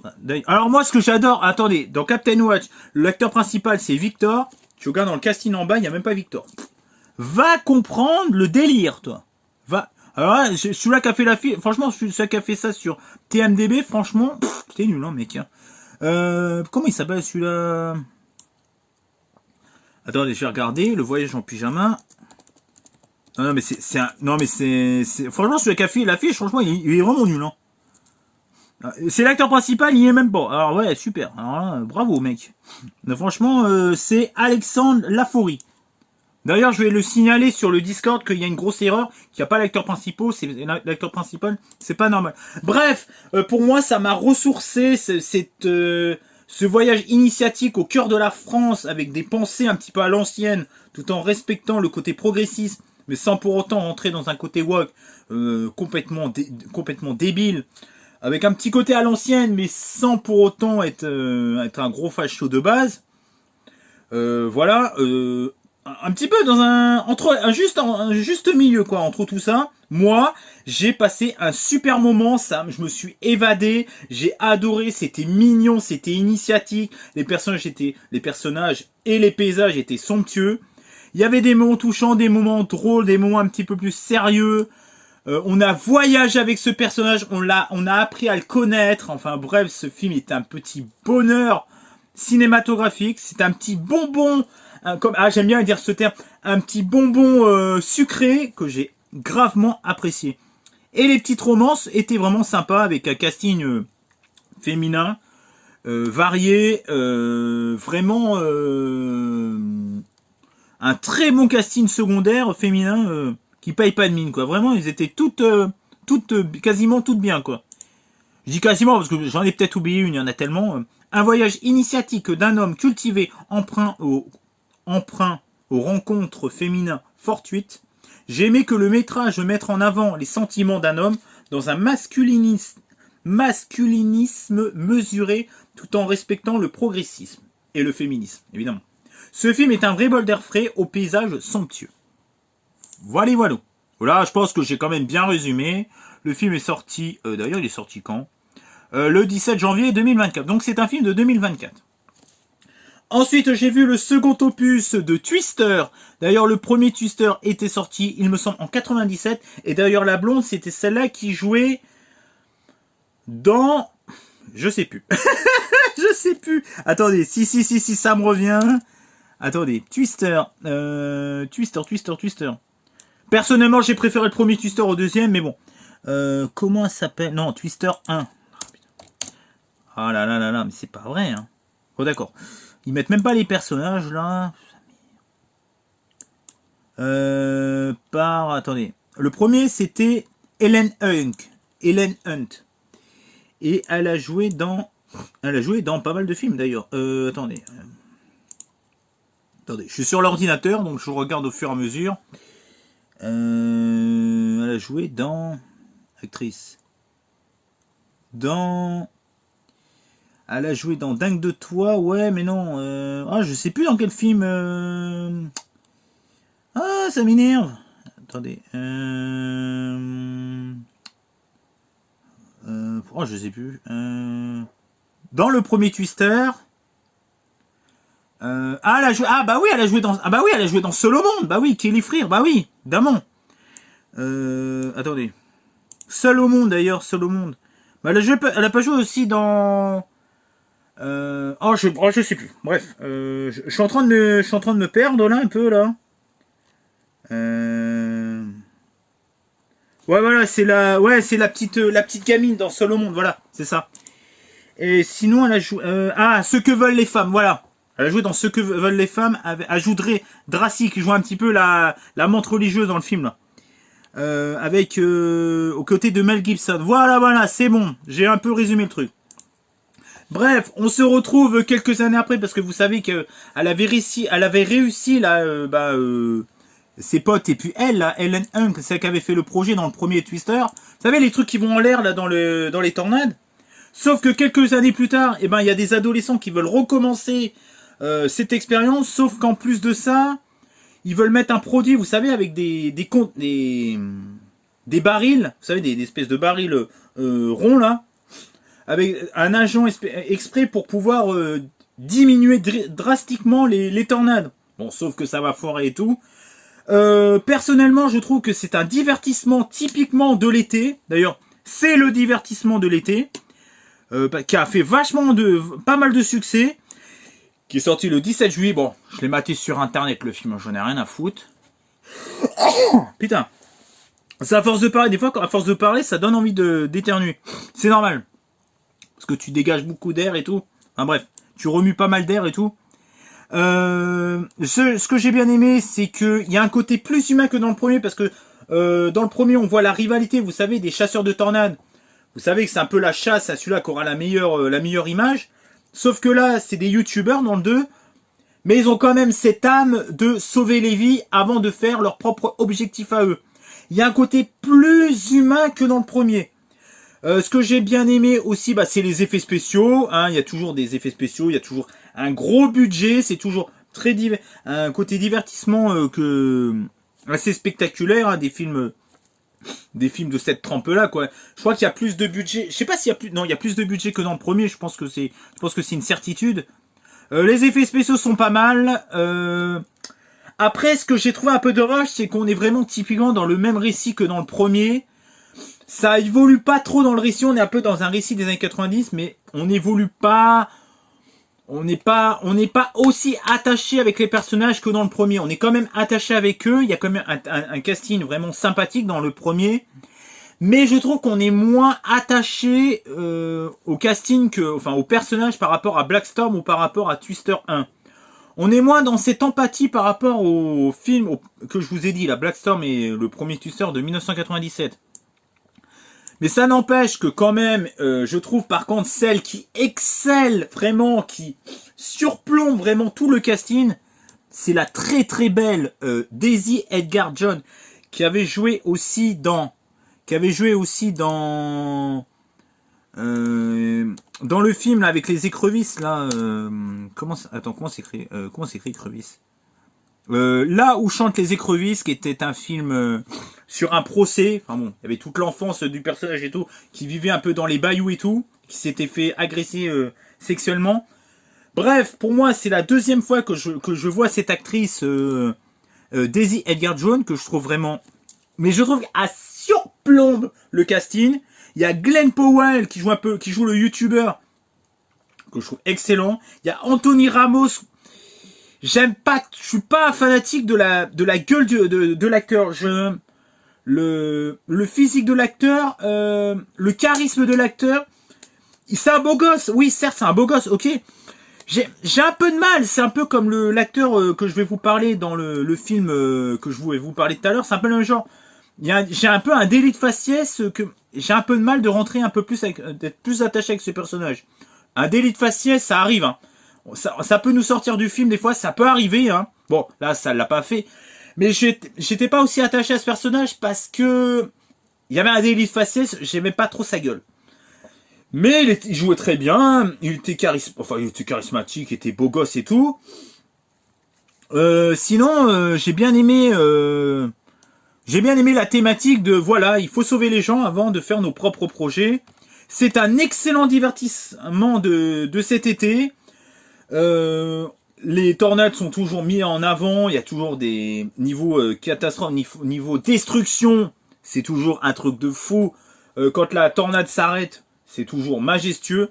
On nous refait quand même la scène de la tornade en feu. Bon, ok, il faut que ça soit le plus réaliste possible. On n'est pas vraiment on n'est pas vraiment dans le film de science-fiction, mais on l'est quand même un petit peu, donc il faut quand même que ça soit très réaliste.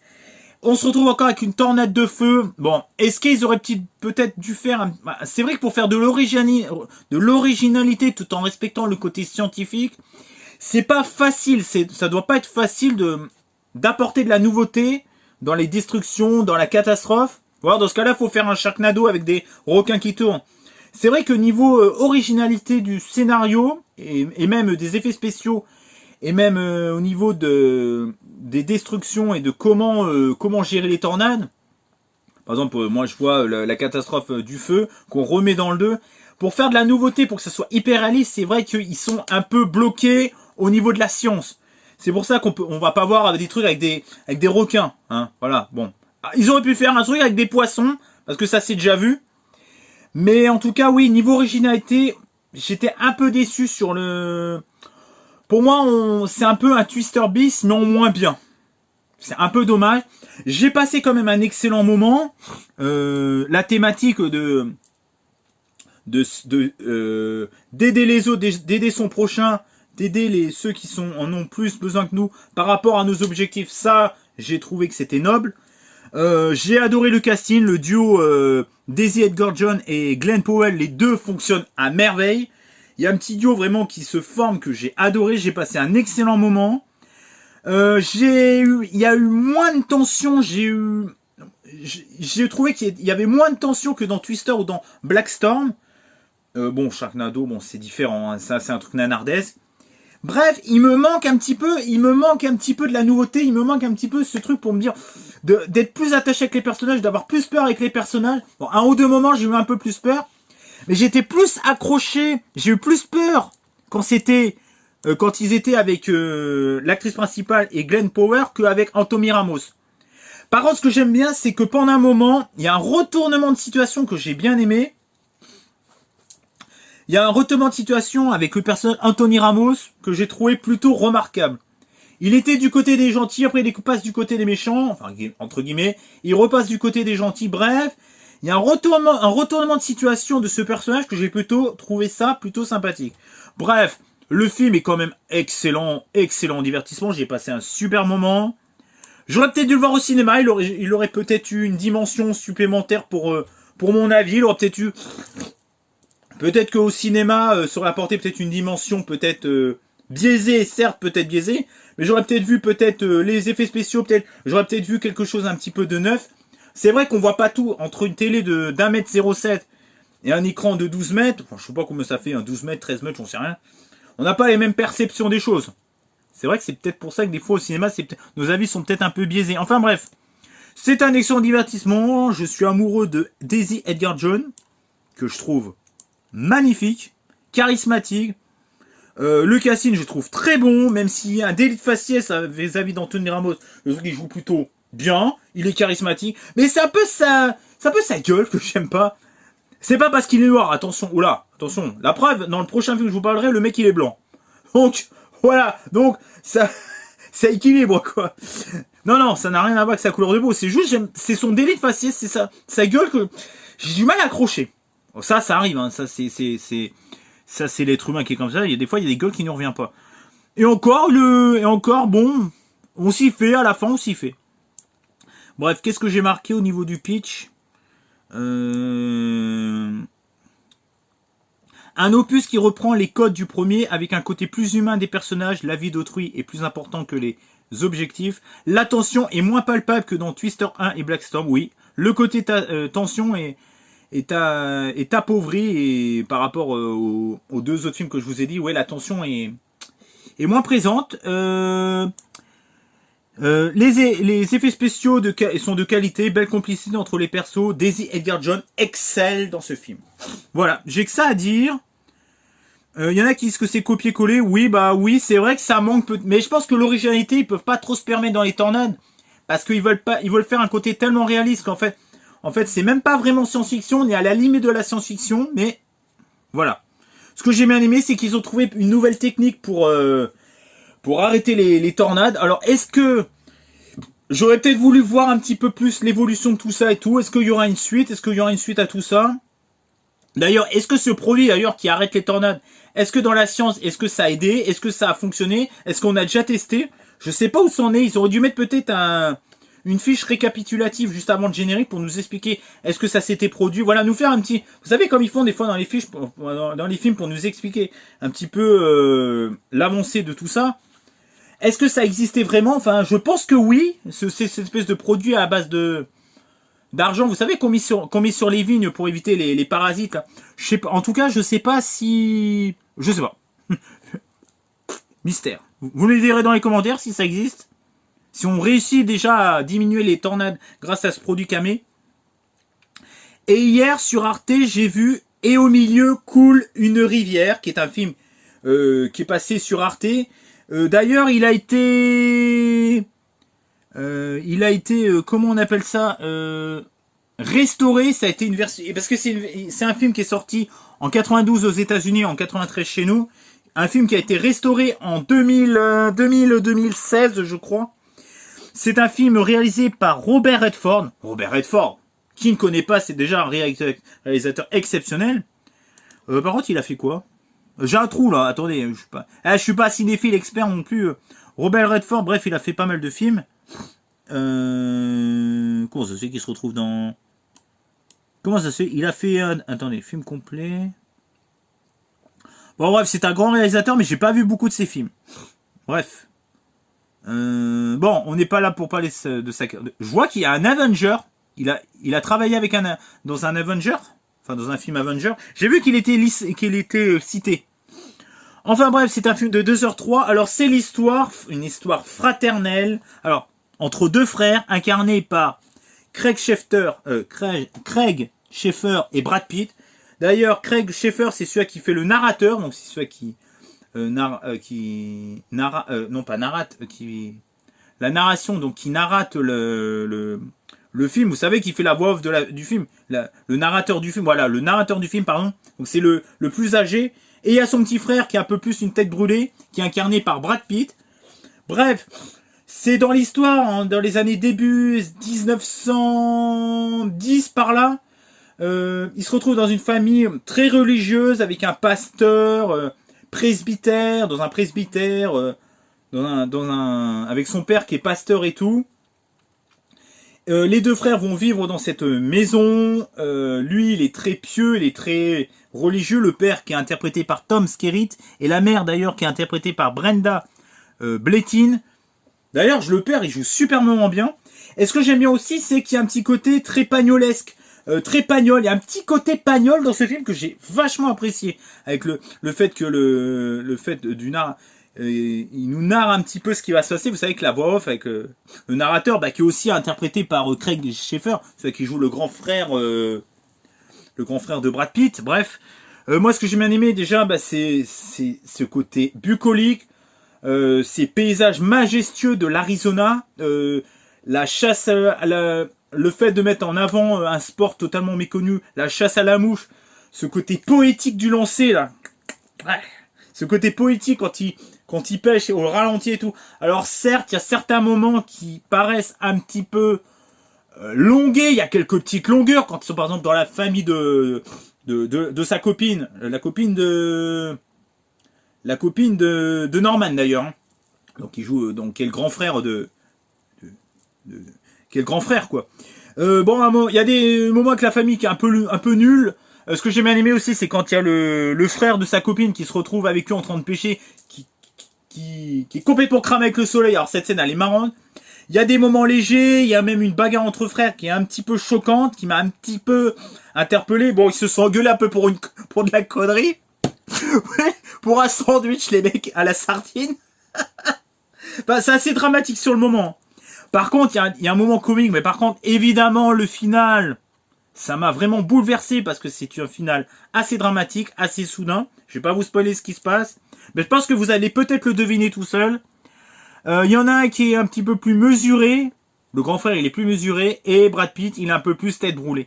Je ne vais pas vous spoiler le film. En tout cas, je trouve que c'est un film très bien écrit, très bien réalisé, très simple, très efficace, avec une bonne bande originale, même si j'ai pas trop fait gaffe, je vous avoue, j'ai pas trop fait gaffe. Et il y a le bruit de l'eau, il y a même au niveau bruitage, il y a le bruit de l'eau et tout, c'est apaisant. Il y a quelques petites longueurs, mais le casting des deux frères sont génial. Alors j'ai eu un peu plus de mal avec Craig Sheffer, c'est un petit côté d'élite faciès. Sa gueule, j'ai un peu de mal avec sa gueule. Ça arrive, hein, ça c'est l'être humain, j'y suis pour rien. Brad Pitt, alors il excelle dans ce film. Alors ce mec, il a un charisme de baiser sérieux. Le père, joué par Tom Skerritt, je le trouve un petit côté, vous savez, le père qui est dans le château de ma mère, la gloire de mon père, avec les lunettes. Il y a un petit côté très pagnolesque, un côté très Marcel Pagnol dans ce film. D'ailleurs, alors attendez, je vais dire une connerie. Attendez, vous allez me dire parce que je n'y connais rien. Dans le château de ma mère, le gloire de mon père et ce film, est-ce qu'il y a des similitudes avec Marcel Pagnol? Enfin, oui, Marcel Pagnol pour les 2 films que je vous ai cités, Le Château de ma mère, La gloire de mon père. Oui, il y a du Marcel Pagnol. Il n'y a pas un délire à la Marcel Pagnol aussi dans ce film? Est-ce qu'il n'y a pas ils se sont pas copiés les uns? Est-ce qu'il n'y a pas des similitudes entre eux? Je sais qu'il y a des similitudes parce que dans Le Château de ma mère, La gloire de mon père, il y a le père qui fait de la narration aussi, qui fait de la voix off. Vous savez, qui nous narre un petit peu en voix off ce qu'il est en train de se passer. Et là, dans ce film, c'est exactement pareil pendant tout le film. Bref, c'est un super film que j'ai vachement aimé. C'est un film culte. Je sais pas si c'est un chef-d'œuvre, en tout cas, c'est un film culte. Film de cul. On voyez pas? Ah si! On voit 2 popotins pendant un moment. D'ailleurs, cette scène est vachement marrante. Avec une fin qui est très soudaine, qui est très très très triste. J'ai marqué une chronique familiale. Ouais, c'est une chronique familiale pendant toute la vie de 2 frères. Et plus les parents, non. Une chronique, oui, je vous ai pas dit que c'était une chronique, ça se déroulait sur toute une vie. Une chronique familiale fraternelle avec un Brad Pitt qui mène le lancer comme jamais. Un métrage ressourçant, bucolique, qui nous émerveille dans une nature majestueuse avec un narrateur au style pagnolesque. Oui, pagnolesque, ça existe. Me cassez pas les couilles, ça existe. Non, je rigole, bien sûr. Pagnolesque, ça existe. Un récit prenant au drame final soudain, poignant. Enfin, soudain... On a un petit peu on a un petit peu des... Putain, il est chiant, lui. On a nos petites idées, quoi. Si on suit bien les personnes, on a notre petite idée en tête, mais bref. C'est plutôt ma mère qui m'a mis la puce à l'oreille, mais bon. Un récit prenant au drame final, soudain, poignant, malgré quelques lenteurs. Voilà. Et ben, j'espère que ce retour des 10 derniers films que j'ai vus, qui reprend un petit peu, vous savez, Retour vers le futur, c'est pour ça que j'avais fait ce titre-là, vous aura plu. Dites-moi dans les commentaires ce que vous pensez des 16 films que j'ai vus dernièrement au mois d'août. Enfin, de la première semaine du mois d'août, bah jusqu'au 31, jusqu'au 1er septembre, hein, voilà. Qu'est-ce qu'il a mis d'ailleurs, Cinéphile 59? C'est beau, vraiment beau, mais c'est long, vraiment long. Tu t'es pas foulé dans ta critique, mais bon, c'est pas grave. En tout cas, allez sur le site Captain World parce que c'est un super site. J'espère que ça vous a plu. Oui, ça dure encore plus longtemps que d'habitude. Mon montage va être bordélique. Je suis content parce que tout est sur mon portable. Dites-moi dans les commentaires ce que vous pensez des 16 films. Si vous n'êtes pas d'accord avec moi, je veux des arguments. Je veux que vous m'en foutiez plein la gueule si vous n'êtes pas d'accord avec moi. Je préfère que vous m'en foutiez plein la gueule avec respect plutôt que vous marquiez aucun commentaire. Ça me fait plus plaisir de débattre avec vous si c'est fait intelligemment plutôt que de rien marquer. Vous dire « Oh, c'est un connard et je suis pas d'accord avec lui » et que si vous mettez rien dans les commentaires, je pourrais pas vous aider. Je pourrais pas argumenter avec vous. À part si j'ai pas envie d'argumenter. Y a des moments, j'ai pas envie d'argumenter, ça arrive, hein, bah oui. Hein. Les gens ils disent ouais, mais tu me réponds pas, t'as pas envie d'argumenter. Oui, c'est vrai, il y a des moments, je m'en bats les couilles. Mais si j'ai envie d'argumenter, là, je vous demande d'argumenter pour avoir un échange.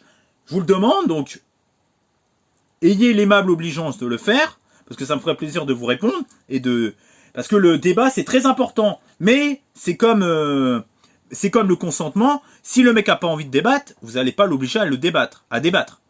S'il a pas envie, il a pas envie. C'est comme t'as pas envie de coucher, tu couches pas. Hein. Le consentement est très important dans tous les domaines. Hein. T'as pas envie de débattre avec une personne, t'as pas envie de débattre. Tu fais une critique d'un film. Tu dis, j'ai pas envie de débattre avec vous, je fais ma critique, je réponds pas à vos commentaires. Il a le droit, le mec, il fait ce qu'il veut. Il fait ce qu'il veut. S'il a envie de vous répondre, bon, il vous répond, merci, nanana. Il a pas envie de débattre avec vous, il débat pas. Ça s'appelle le consentement. Bref, j'espère que cette vidéo vous aura plu. Pensez à commenter, liker, partager et activer la petite cloche pour être au courant de mes prochaines vidéos. On se retrouve pour de prochains podcasts, pour de prochaines vidéos, pour de prochains lives, pour de prochaines critiques ciné, pour de prochains unboxings, pour de prochains vides de Chroné Live, pour de prochains lives. Certainement, la prochaine fois, ça sera sur la permaculture. Ciao et bye bye. Allez, à plus. Putain, la vidéo, je crois qu'elle va durer 1h30. En tout cas, j'en ai marre de parler. Putain, 16 films en quasiment aucun cut. Un ou deux cuts, parce qu'il y a eu un cut, il y a ma chaîne qui a aboyé, je sais pas quoi. L'autre parce que je suis allé chercher à boire. Enfin bref, ciao et bye bye. J'espère que cette vidéo vous aura plu. Et je vous le dis tout de suite, je ne mets plus de musique dans mes vidéos parce que ça a assez gueulé comme ça. Donc je respecte vos retours. Allez, à plus. Et merci d'avoir écouté cette longue vidéo. Allez, à plus. Ciao. Allez, à votre santé, mais pas des pieds. Everything is fine as long as you are mine, as long as you are mine. Oh yeah. Everything is good, the little flaws are understood. to be good.